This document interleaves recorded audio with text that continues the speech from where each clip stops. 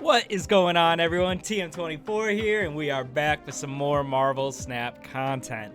Now, if you're just now finding the channel, I hope you find this video, well, let's just say entertaining, because I don't know how educational, informative it's going to be. We're going to be talking about Ronin, and we try to put together a deck for him. If you are a returning viewer, I really do appreciate your support. My trusty llama, who's always hanging out beside me, appreciates your support as well. But let's talk about this Ronin deck, right? So as you can see here, I just called it Ronan Bounce, and it's pretty simple, right? We've got kind of a bounce frame, but with a Ronin package in there. So let's talk about some of the cards in this deck. Well, let's start with the Ronin package, since that's kind of what we're aiming to do here. So we've got Iceman. He's there to, as you can see, we're playing Iceman to increase the cost of our opponent's cards, hopefully making it much tougher for them to play, clogging up their hand. Another part of this package is Master Mold. We recently got him. We wanted to see if we could fit him into a deck. It makes sense with Ronin, so that's the route that we went. Additionally, we put Baron in there as well. Again, another card that just typically isn't used a whole lot, and he's drawing a card for your opponent, turning it 6 cost, hopefully continuing to clog up that hand size. And then, of course, there's the man Ronin himself. Now, the rest of this deck is pretty much just a bounce deck package. We've got the Hood to get us those demons. We've got Kitty Pryde, the Pounce Queen. We've got Korg to kind of throw some rocks into their deck, hopefully making it a little bit more annoying. Angela, of course, to kind of buff up her thanks to Kitty Pryde. Hit Monkey for a nice source of power towards the end. Falcon and Beast to get these cards back to our hand so that we can continue to play them. And then Jeff, because I love Jeff and I think he's amazing. So, the way that this deck works is you're going to play it essentially just like a bounce deck, right? Just instead, we've got some of these cards that can hopefully force our opponent's hand to be as full as possible in the form of Master Mold, Baron, and Iceman, maybe to a little bit of a lesser extent. Now, these make our Ronin strong. As you can see in this game here, he's at 17 power, which is huge, right? That's a lot of power to play on turn 5, and definitely worth having in this deck. Now, the rest of it, as you can see, they're just these bounce cards. They're demons, they're hit monkeys, they're kitties, there's Iceman. It's just we're trying to play all these cards and have a huge turn 6. Ideally, we can play Ronin on 5, maybe 6 as a little bit of a surprise next to a Kitty Pryde or something like that. But, this deck is essentially, there was a Darkhawk bounce deck that was going around for a while that included Korg, that included Black Widow, and things like that to stop your opponent from drawing cards, to keep those cards into the deck. This kind of does the same thing, but in a different way, right? Now we're trying to fill our opponent's hand thanks to Master Mold, thanks to Baron, and hopefully getting the most out of Ronin. Now, I'm not going to say that this deck is all that great, right? We hit Infinite, so it's time to experiment. Like I said, we just got Master Mold. We were trying to use him. Ronin, severely underused, so we're trying to use him. And, we're just trying to make the most out of these cards that we can. Now, I will say, this deck is surprisingly good. And maybe that's just because it's the bounce cards that are good, which makes this deck feel a little bit better. Maybe it's because we don't actually see a ton of the value that we're bringing, because a lot of it is disruption for our opponent. Maybe they're not drawing the cards they need to because their hand is too full. Maybe they're not able to play the cards they want to because of Iceman or Baron. So it just feels like a lot of the time, maybe the full value of what we're looking at, we can't really see. And that's just because of cards like Master Mold and Baron. You don't really see how you're affecting your opponent. In this game in particular, we do see that he has played a ton of a ton of Sentinels, so we know that they're in his hand, they're in the Quantum Tunnel, and it's definitely playing some impact on him. We know that he's got a huge hand, so we know that Ronin will feel really nice for us.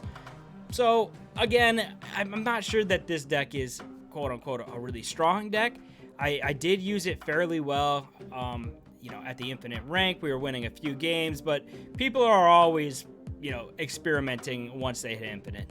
So it's tough to really say how good this deck is. As you can see, a 5 for 17 is kind of insane. So in that aspect, hey, it looks amazing. But again, how good is it really?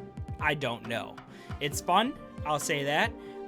You know, playing Master Molds and seeing them play Sentinels, in this case, him sending Sentinels through the Quantum Tunnel and then just pulling more and more, continuing to fill his hand is really entertaining. It's fun to see.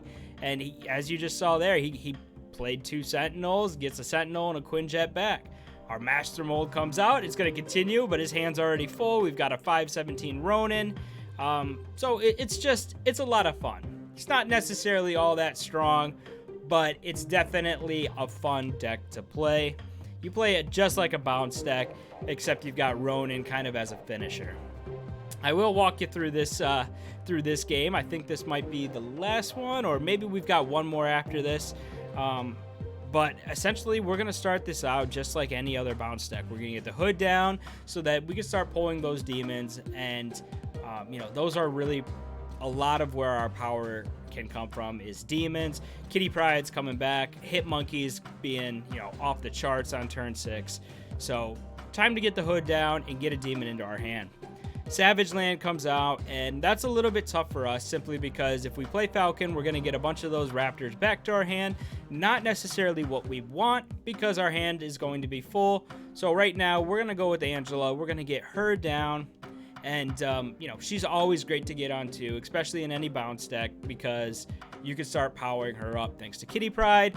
You can play Falcon on top of her, bring some of those 1-drops back, create some more space, and just continue to play. Now, since Sinister London popped up, we know that we've got potential here. And we see that because they've already played 2 cards, well, they've played the Space Stone and the Reality Stone. They don't have a whole ton of board space. So unless they can clear their own board space, then we are going to be in a really good spot to play just one massive Ronin that can copy to 2 locations and hopefully win us the game. We've also got Master Mold in our hand, so we know that we can continue to fill up their hand. So that's what we're thinking. We're going to play Falcon. We're going to send these 1-drops back to our hand. That's a cool M'Baku, just kind of a side note there, but that is a really cool M'Baku. So we get our Falcon down, we get a couple of Ant-Mans out there, and it's time to start getting some power on the board. So we've got Demon, who we're going to love to throw into Sinister London, and then we've got decisions to make. Do we want to play Master Mold? Do we want to play Korg? What do we want to do here? We could take our time. We know Ronin is probably coming down on 6. Ultimately, we decide we're going to pass. Khazar comes out, and that's actually a really nice play from them. They've got a bunch of 1-drops out there, so that's fairly strong. But Ronin is just going to be far too strong compared to what they can actually do. So it's time to get him down and, you know, see where he lands, see how we're going to make up this next, you know, this last turn. We're kind of hoping to hit Monkey because we've got a hand that would look really good with it. But, you know, that's just relying on our draw. Again, a 5 for 17 is kind of insane. So Ronin is really, really strong, but it feels like he doesn't quite have the package to support him. You can see here, we're playing Demon and Master Mold into Sinister London. We want to make sure that their hand is as full as possible. We've also got space for a Korg and a Raptor so that we make sure our board is full as well, and we get the most value out of Ant-Man that we can.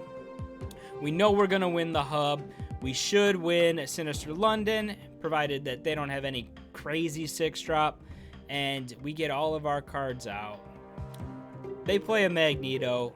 Nice strong card, but even our Ronin is still 5 stronger. So 5 for 17 is nuts. If you can get it down and you can make it work, then it does, you know, it's a lot of power. But, you know, the package that he has, it just doesn't feel like it doesn't feel all that strong. Playing Master Mold for 2/2 feels a little bit weak.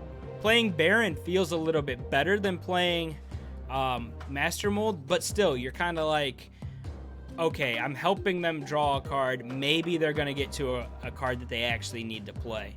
Iceman, hey, that's a solid 1-drop. You feel fine getting him down.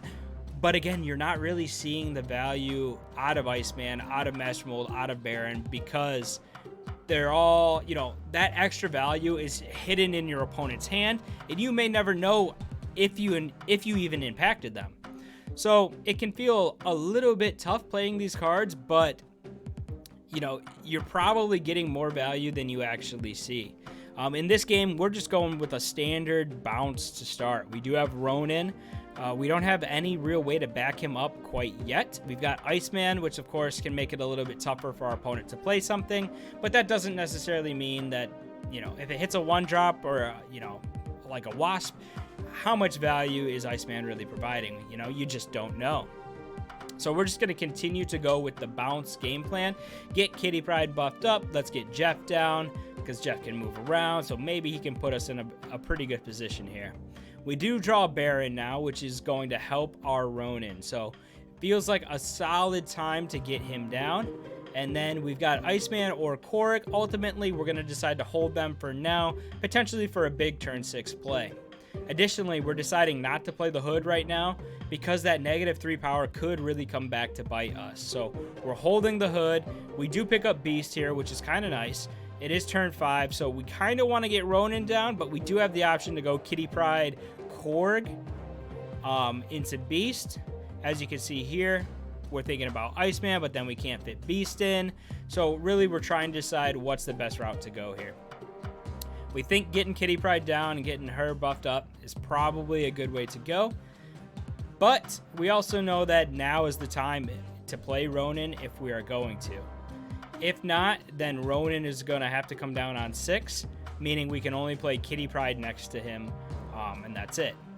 Because Beast allows us to bounce those back to our hand, that does mean that they're going to be free. So we can play Ronin next to a free Kitty Pryde and a free Iceman. Again, we're hoping that Iceman is providing some extra value that maybe we're not seeing. But as you can see in this game, we are way behind right now. We've got 4, 4, and 3, and they're at 11, 7, and 4. So we've really got to make something happen here. Ronin coming down should give us a decent amount of power. And then we've also got Korg, Kitty Pryde, and Iceman to kind of round out our play here. Knowing that we're going to have to go after Xandar and New York, we try to split up our power as best as we can. Throw Ronin in one lane, Kitty Pryde in the other, and then we just kind of split up these cards as we go. They end up moving a bunch over to New York, playing just Onslaught into Xandar, which is again a really nice play, but then Ronin comes out and he's 12 power. So all of a sudden, we still have enough power, thanks to Ronin, to get the job done. Kitty Pryde is 10. Again, a huge play. So a nice win, but ultimately, you know, this deck just feels a bit tough at times. All right, so just some final words on this Ronan Bounce deck. I really like that we get the chance to play some of these cards, like Ronin, like Master Mold, like the Baron. And I mean, Iceman can be played in anything, but those 3 cards you typically don't see a whole lot. So it's fun to get to play them and try them out in a deck that is, you know, actually kind of competitive. Now, the bounce is really what makes this deck go. So don't think that it's Ronin pushing it. I think it's just as, you know, just as strong, maybe even stronger if you took the Ronin package out and went with like a Darkhawk or even just a pure bounce. But if you want to play cards that you don't really get the chance to in Ronin, Baron, Master Mold, things like that, this is a good deck to give a shot. So if you've got these cards and want to try them, hey, this deck is as good as any to do so. And if you've hung around until now, I do appreciate you doing so. If you haven't hit the subscribe or like button yet, now would be a really good time to do so. But until next time, have some fun.